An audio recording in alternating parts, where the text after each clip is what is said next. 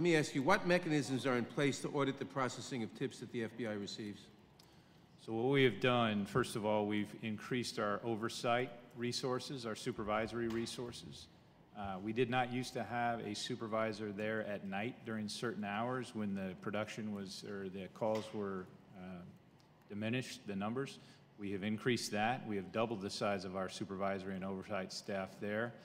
We have also brought in some operational focus into what's called a word cloud.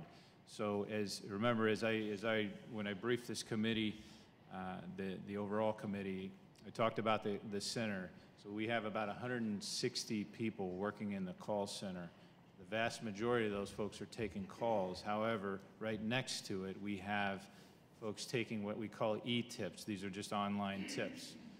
As part of that, as they take these e-tips, there's a word cloud at the bottom left side of the screen where it'll say things like bomb, gun, school shooter, ISIS, those types of things, and it will allow them to quickly determine, is there something here, or at least focus on it.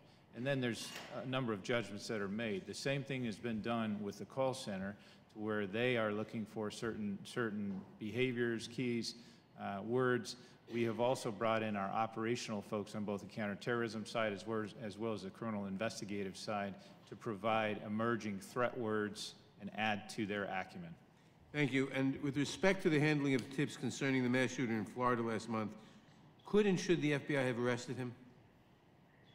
Could we have? I don't know. So even if we had done everything right here, and I've said this repeatedly, and again, even if you'd done everything right, you don't know. Even if we had done everything right, I am not sure if we could have arrested him.